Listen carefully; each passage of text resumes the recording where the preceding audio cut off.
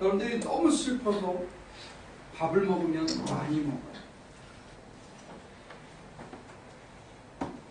자기 몸에 안 좋은 걸 찾아 피워. 어떤 결정을 하더라도 극단적인 결정을 하거나 치우친 결정을 하기 싫어. 그래서 화가 나면 이성이 마비가 돼요. 어느 정도 화난 만큼 비례해서 이성이 마비가 돼요. 마찬가지로 육신의 판단력 마비가 돼요. 저하되는 거예요. 이렇게 마비가 아니고 저하되는 거예요. 그래서 감정을 하나님께 드린다는 거. 사람이 좋아하는 걸 좋아해야죠. 이것도 다 좋은 얘기인데 그것도 내가 어떤 잣대를 가지고 호불호를 결정하는 거거든요. 싫다 하는 것도 내 잣대를 가지고 싫다 좋다가 결정나는 거예요. 기쁘고 슬프다는 것도 이게 내 잣대인지 사회적으로 세뇌된 잣대인지 자우지간 그 잣대로 하는데 이게 하나님의 잣대하고 맞지 않는 수가 대부분이에요.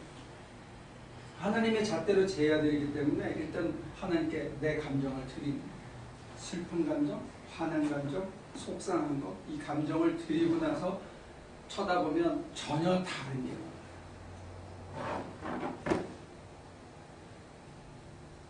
그러면 화날 일이 아닌데 내가 괜히 화를 품고 있었어. 슬픈 일이 아닌데 내가 괜히 슬픔을 담고 있었다는 걸 볼 수 있으면 거기서 이제 자유가 시작돼요. 내가 그 무언가에 씌인 것처럼 홀려서 이렇게 살았다는 게 보이기 시작합니다. 그런 것 중에 하나가 미움이에요. 분노라든지.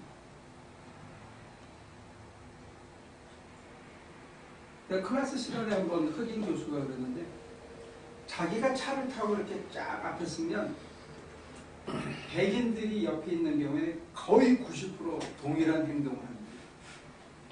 자기의 목격담을 얘기하는데 그게 뭐냐면 눈 봤어요? 보이는데 이 사람이 흑인 교수인데 샌프란시스코 신학교 교수인데 쫙 해서 차가 딱 가면 옆에서 자기가 어프로치 해오는 걸 보면 운전자들이 다 이렇게 합니다. 문을 잠그대요. 이 사람은 예민해. 자기가 당하는 일. 무의식 중에 백인들의 마음속에 흑인이 혼자 건장한 흑인 남자가 운전해서 들어오면 두려움, 우월감과 두려움이 같이 있는.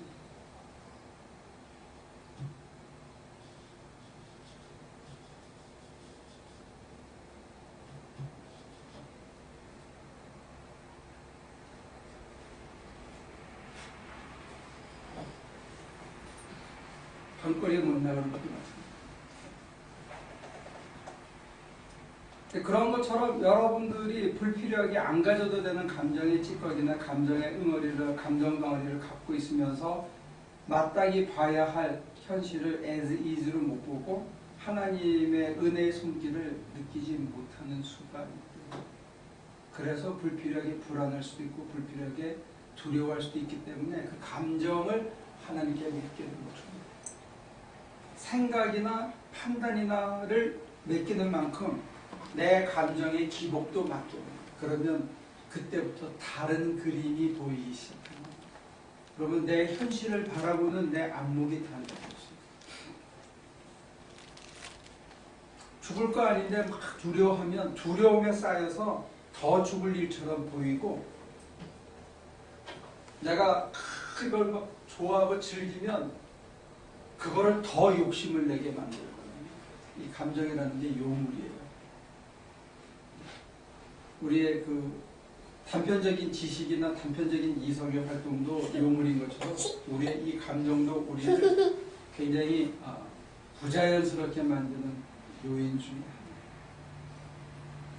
그래서 십자가 위에서 그 처절한 아픔을 당하면서 지금 둘 중에 한 놈은 예수님을 조롱하고 있거든요. 그 조롱을 당하면서 여자들은 쫙 발길이 떨어져서 구경하고 사람들은 고개를 흔들면서 가는데 그때 그 모든 걸 다 악취처럼 빨아들이면서 내 영혼을 아버지께 맡기나이다. 진짜 쉽지 않아요. 특히 우리 한국 사람들은 템퍼가 있어가지고 일단 열나면 팍부터 하거든요. 그 다음에 후회하더라도 일단 팍 해야 되는데 이거를 그냥 삼키면서 하나님께 다 드린다. 쉽지 않아요. 죽음의 두려움이 막 밀려올 텐데 그거를 사람 더 살고 싶어 하잖아요. 그 간절한 마지막 생의 애착을 하나님께 다 드려요. 이게 생활 속에서 매일 아침에 이루어진다고 생각해요. 캘빈은 매일 십자가를 져야 된다고 했거든요.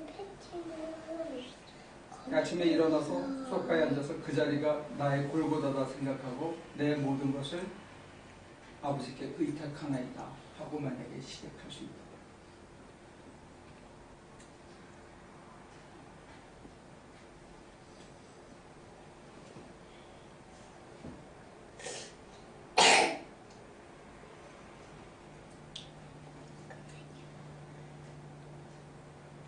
암이나 불치병에 걸린 사람들이 제일 힘들어하는 것 중에 하나가 죽음에 대한 두려움도 있지만 외로움과 육체적인 고통이라는 거예요.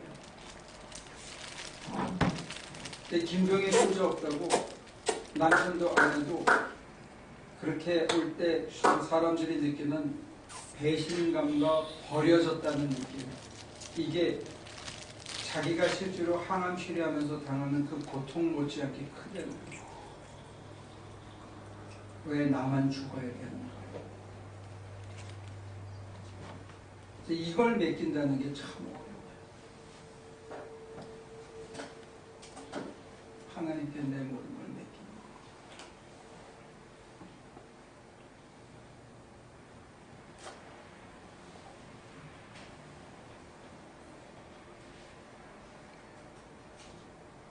마인드 컨트롤 해가지고 이건 나만 당하는 게 아니다. 저기 바로 환자들이 쫙 깔려있지. 마인드 컨트롤하면 그래. 다 많은 놈들 한둘이 아니야. 뭐 걔네들 다 똑같지. 이렇게 해가지고 위로받을 수 있는 일이 아니에요.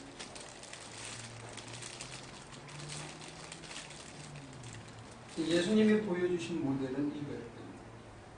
내 영혼을 아버지께 부탁합니다. 될 것 같아요? 당장은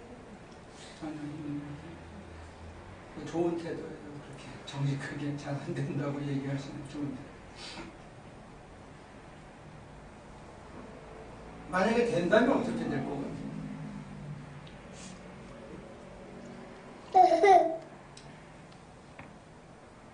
이게 된다면 어떻게 될까요?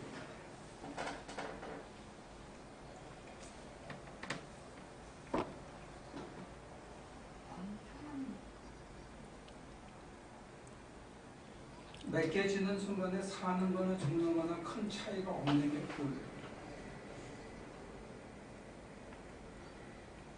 망한 거나 성공한 거 사이에 큰 차가 우리가 생각하는 것만큼 그렇게 처절한 차이가 있는 게 아니라는 게 보여요. 그래서 아까 제가 얼핏 얘기했죠. 돈도 명예도 사람도 그게 별게 아니에요. 차이라는 게, 성공과 실패의 차이라는 게 별게 아니에요. 그래서 사람들이 죽음을 받아들이고 사랑하는 사람과의 이별을 받아들이고, 그게 우리가 생각하는 것만큼 그렇게 절대적인 간극이 있는 게 아니라는 게 보여요. 근데 이제 그게 보이고 난 다음에 어떤 여파가 있냐면, 다음에 내가 이 땅에서 삶을 살 때 삶에 대한 프라이어리티가 달라져요.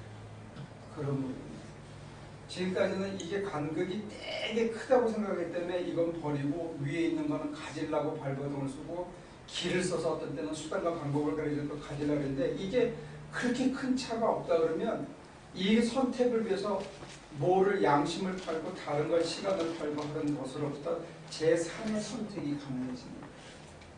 그래서 사람들이 가족이 참 중요한 거구나, 사람 사이의 심리가 더 중요한 거구나, 이거 전혀 이 사람들의 룰하고는 다른 룰로 다른 선택을 하는 사람의 행동이 시작되기 시작합니다. 그 간격을 이렇게 맡기고 난 다음에 그게 달리 보이는 거예요. 그러니까 이거보다 더 중요한 딴 걸 찾기 시작해요. 그러니까 이 게임에서 경쟁을 안 하는 거예요. 그래서 얘기 드린 대로 막 마라톤 같이 할 때는 저거랑 같이 뛰잖아요. 그러다 스탑 뛰어내리면 그 다음에는 그 사람들과 같이 뛸 이유가 없어요. 차 타고 집에 가든지 자전거 타고 집에 가든지 아니면 강변에 가서 차를 한잔 마시고 그때부터는 그 사람이 참이에요. 세상이 세뇌시킨 거는 그렇게 하는 걸 실패라고 낙인을 찍어놓은 것뿐이지 어느 순간에 각이 생겨서 이게 다 부질없는 짓이고 그게 그렇게 소중한 게 아니다 그러면 나한테 진짜 소중한 건 뭐냐. 그래서 사람이 제3의 선택을 하게 돼요.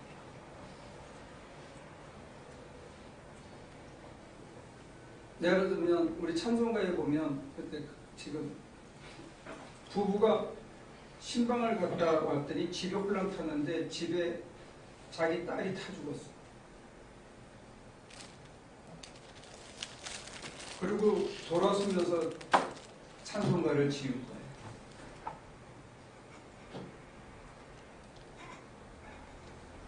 딸은 죽었어. 근데 그 사람들은 그다음부터는 전혀 다른 인생을 살아요. 극단적인 케이스예요. 굉장히. 우리 삶에 그런 일이 가끔 찾아와요.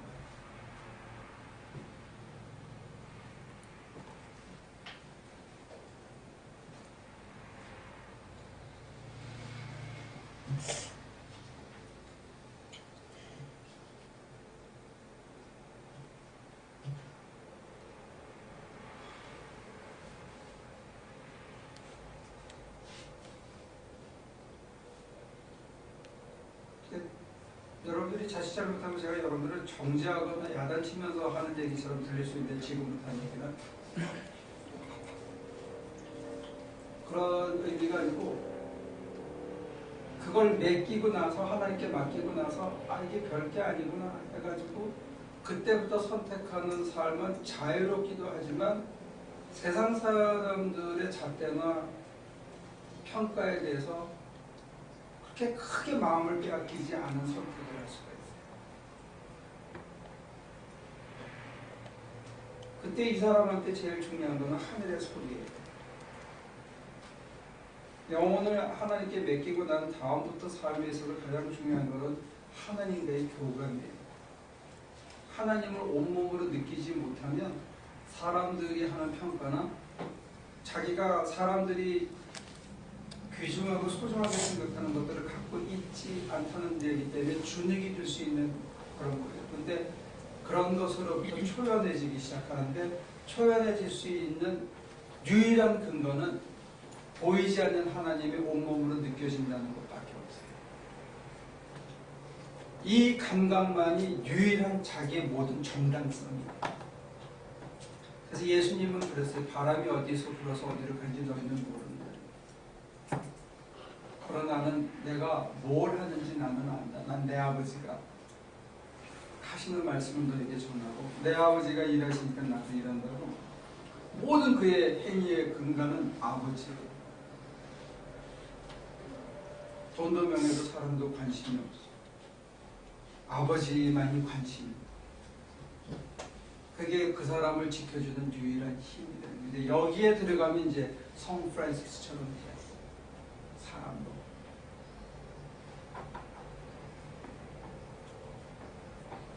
그런데요, 지금 감정 얘기를 조금 하셨잖아요. 그 예수님이 그렇게 말씀하셨을 때, 그렇게 하고 계셨을 때, 그분의 감정은 없었을까요? 다가와 견절한 사람이 있는데, 일본 신학자인데 거의 소설 수준으로 이 장면을 그렇게 풀어요. 어떻게 백부장이 이 사람을 쳐다보고 의로운 사람이라고 얘기했을까 하는데 이 소설을 어떻게 쓰냐면 백부장으로서 수없이 많은 사람이 십자가형을 처형하는 것을 관장을 했는데 관리했는데 다 하나같이 배신하더래요. 다 하나같이 자기만 죽는 게 억울하고 분해서 소리를 지르고 나만이 아니고 누구도 했다 다 그러더라는 거예요. 근데 이렇게 혼자 감내하고 다른 사람을 배려하고 하나님께 맡기고 간 사람은 유일한 사람이에요. 그게 다가겐조라는 일본 신학자의 소설이에요. 이건 그냥 귀담아서 이렇게 한번 들을 만한 재미있는 인사이트예요. 그러니까 십자가형이 그만큼 무섭고 고통스럽고 우리나라 그 뭐지? 능지처천? 이렇게 소가 이렇게 해서 뜯잖아. 그거는 그래도 좀 버티자. 한 시간 안에 끝나잖아. 그죠? 이거는 보통 어떤 사람은 이틀씩 매달려 있어. 그 고통이라는 게 말할 수 없어요. 그러면 사람이 할 수 있는 건 다 하고 죽는다는 거예요. 근데 예수님은 6시간 정도 매달려 있다고 그러는데 그때 한 얘기라고는 어머니와 아들입니다. 아들아 네 엄마다. 주여 어찌해 나를 버리셨나이까. 내 영혼을 당신께 다 이뤘다. 목마르다. 다 버렸다. 주만상. 그러니까 이 백부장이 보고 전혀 다르게.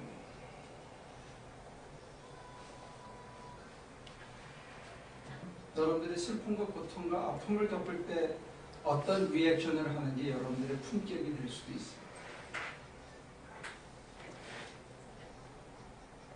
가진 거 있고 걸칠 게 있고 꾸밀 게 있을 때 사람이 품이 있는 것처럼 보이던데 그게 홀라당 벗겨졌을 때도 그 품위를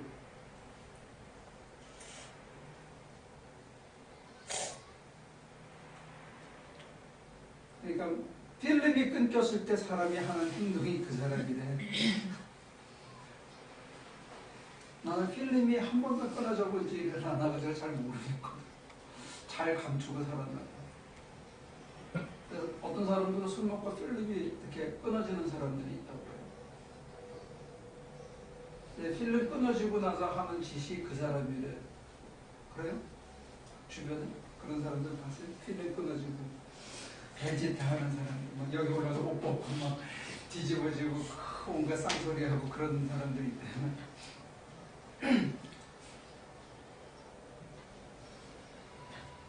어떤 여가수는 그런다고 그래요. 신문에 보니까 술 완전히 가면 테이블 위에 올라가서 옷을 벗는데 자. 그래서 그 가수의 나체 쇼를 본 사람이 여럿이 있다. 그게 그 사람의 감추진 억누른 욕망.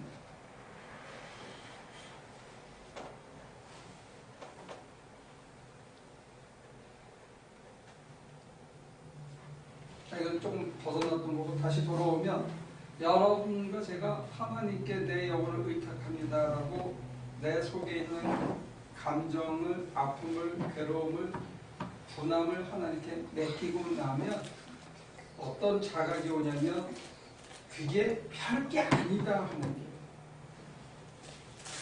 동시에 내가 왜 거기 그렇게 목을 맸나 하는 회원이 오는 거예요. 그리고 여전히 유혹받고 있는 자기의 초라한 모습이 보이는 그때까지 보이지 않던 것들이 제3자의 입장에서 객관적으로 보기 시작하면서 점점 그것을 내려놓을 수 있게 해주는 깨달음이 그래서 맡긴다는 게 굉장히 중요한 것 같아요. 그래서 깨달음이 오게 나면 그 깨달음이 진짜인지 가짜인지 여전히 자기 삶의 잣대가 돼서 자기를 끌고 가기 위해서 필요한 건 뭐냐면 하나님이 자기의 온몸에서 느껴져야 되는 거예요. 그리고 이 자리에 꽉 차 계신 게 느껴져야 돼요. 그러니까 어디를 가도 화장실 안에도 일터에도 시궁창 밑에도 저 천장 속에도 하나님이 함께 계시고 주님이 나와 더불어 그 먼지구덩이에 같이 계시는 게 느껴져야 내가 그 일을 하고 있는 정당성이 느껴져요. 어떤 면에서는 감시자이기도 하지만 어떤 면에서는 유일한 서포터이기도 하죠. 어떤 면에서는 임마누엘이에요. In me, 내 속에. I'm in Christ. 내가 그리스도 안에 Christ in me 이게 돼요. 그게 우리를 버텨주는 유일한, 그러니까 돈이 우리를 버티는 게 아니고, 사랑이 우리를 버티는 게 아니고, 명예가 우리를 버티는 게 아니고, 예수가 우리를 버티는 자리가 있다고 나는 믿습니다. 그리고 이제 예수님이 그 롤 모델이 돼서 우리에게 보여주셨다. 그렇게 믿어요.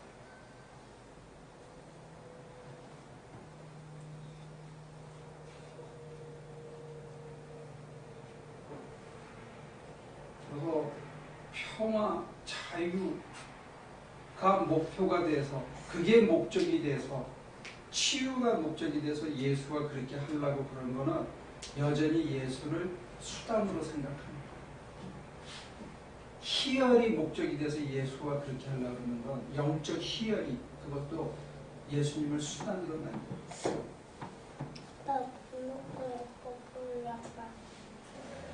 내 마음의 평안을 위해서 예수에게 그렇게 구하는 것도, 그것도 돈을 구하는 거나 동일하게 예수님을 수단으로 만들어요. 약간 개념상 고상하게 보인다는 것밖에 없지, 예수님과 거룩한 교환을 통해서 그의 은혜 속에 살아가는 하나된 삶, 그게 우리의 목표지, 그걸로 인해서 파생되는 파생상품이 우리 인생의 목표는 아니다. 그래서 성경은 내가 온전한 것처럼 너희도 온전하라, 하나님의 성품에 참여해라, 그리스도를 본받아라, 여기를 얘기하는 거지, 그리스도를 본받아서 화평을 누려고 가라, 이거는 선물, 목표가 아니라.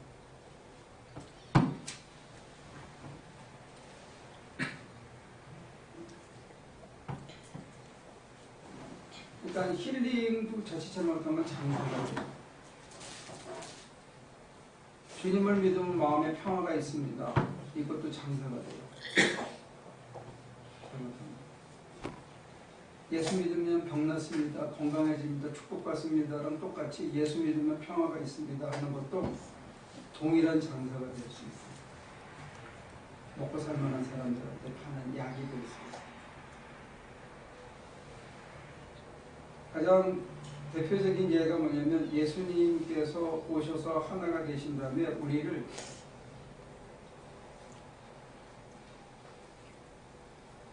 미움이 있는 곳으로 보내세요.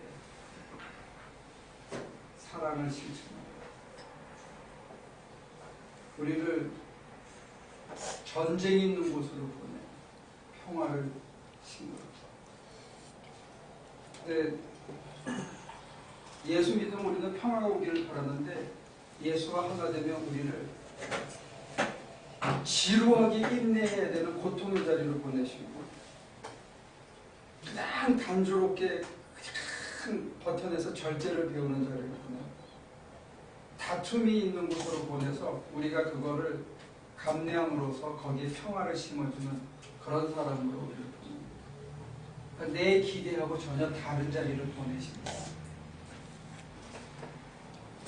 우리가 생각하는 그 기대를 채워주시는 분으로 오해하면 조금 품격을, 우리가 돈 구하는 것보다는 평화를 구하는 걸 약간 품격 있게 착각해가지고 그렇게 생각하는 거지, 그거는 부산물이래. 먼저 그의 의와 나라가 아니래. 먼저 그의 의와 나라를 구하면 하나님께서 우리를 3기 직송으로 보내시는 것 같아요. 왜? 이 세상에는 더럽고 위험하고 어려운 일들이 많은데 누군가는 해줘야 되거든. 누가 해줄 거야? 하나님한테 모든 걸 맡긴 사람이 해줍니다. 돈도 명예도 자기 인생마저 하나님께 마음마저 다 드린 사람이 하나님의 더럽고 힘들고 무서운 일을 감당할 수 있습니다. 하나님은 그런 사람에게 그걸 맡길 수밖에 없어요. 그걸 감내하면서 이게 그렇게 더러운 게 아니라 이 혼돈이 참 이쁘구나 하는 창조의 손길로 자기가 쓰이는 것 때문에 감격하는 거예요. 하나님이 계시네. 내가 뭔데? 왜 날 이렇게 쓰셨지? 놀랍고 미안하고 부끄럽고, 그러면서 관계가 더 긴밀해지는 게 아니에요. 순서가 여러분들이 하나님께 여러분들의 영혼을 맡기면 오늘 영혼을 맡겼잖아요. 그죠? 그랬더니 뭘 주셨어요?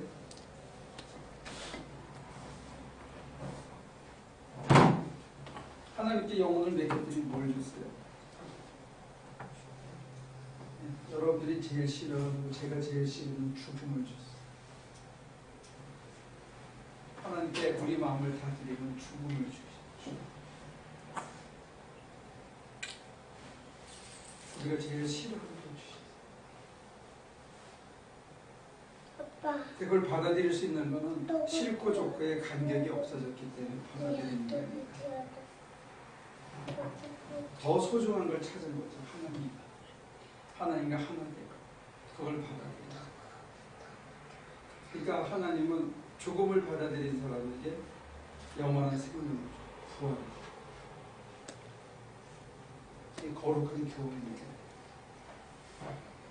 우리에게 가장 더러운 일을 맡겼는데 내가 그 일을 잘 감당을 해. 그럼 거기에 아름다움을 줘.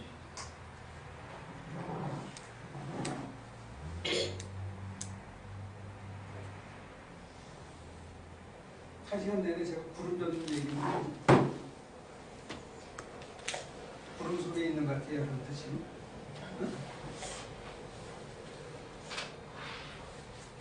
가장 구체적인 얘기는 여러분들의 영혼을 드리면 하나님께서 더럽게 어렵고 힘든 일을 시키신다. 혀가 죽까지. 옛날 같으면 쳐다도 못 볼 일을 주시는데 그거를 내가 그냥 눈 뜨면 또다시 하고 그냥 끙끙 앓으면서 잠들었다가 아침에 눈을 뜨면 또 거기 완전히 계란으로